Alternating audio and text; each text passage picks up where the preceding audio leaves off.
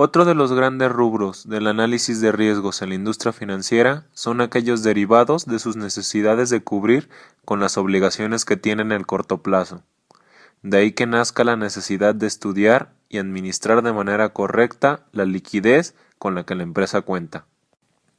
La liquidez no es otra cosa que contar con capacidad monetaria suficiente para poder hacer frente a los pagos de aquellas obligaciones en las que ha incurrido la empresa. A su vez, tiene que realizarlo en los tiempos estipulados y de manera oportuna y eficiente. El riesgo de liquidez nace como la situación de una posible pérdida o generación de altos costos para la empresa porque ésta no puede hacer frente a sus obligaciones de pago de manera oportuna, al no tener efectivo suficiente para efectuar con sus pagos.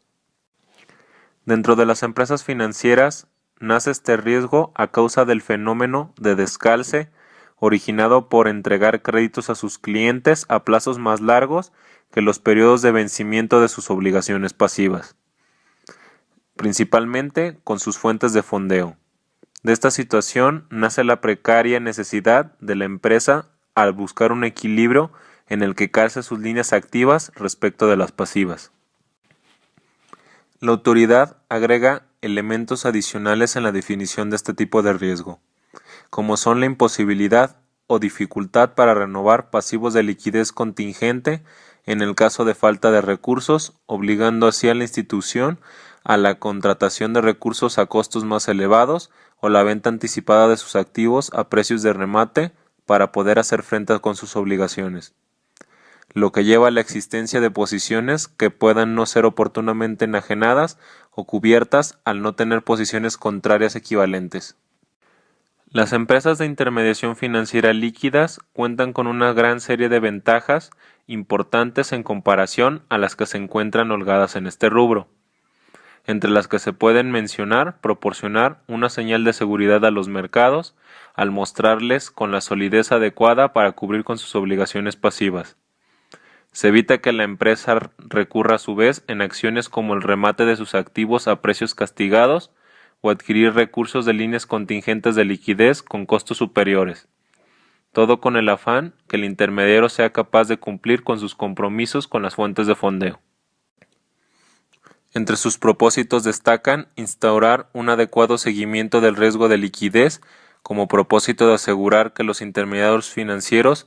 puedan responder ante cualquier eventualidad que se les presente con sus fondos propios, logrando así evitar la crisis de liquidez en momentos donde escasea el fondeo. Sin embargo, también se debe considerar que mayor liquidez se puede llegar a impactar en la rentabilidad de la empresa, de ahí que sea necesario mantener adecuados niveles. De acuerdo con el Acuerdo de Basilea III, se incluyeron normas de liquidez internacional para las instituciones financieras, derivado de las crisis de liquidez de los bancos en el pasado. Para realizar la medición se valen de dos principales indicadores financieros, los cuales son el coeficiente de cobertura de liquidez y el coeficiente de financiamiento estable neto. El coeficiente de cobertura de liquidez exige que los bancos mantengan un stock de activos líquidos suficientes, que puedan convertir en efectivo para cubrir sus salidas netas de efectivo durante un periodo mínimo de 30 días siguientes,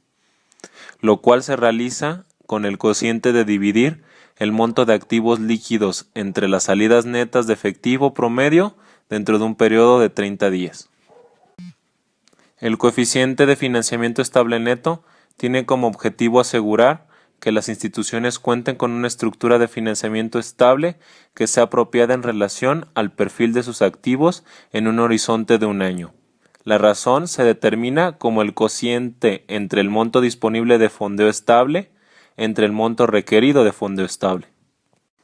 Se espera que de la aplicación de los coeficientes de liquidez propuestos por el Comité de Basilea,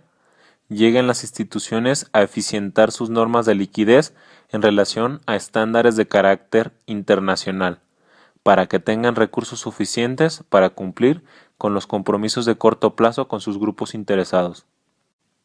Agradecemos su atención y esperamos verlos en la siguiente lección.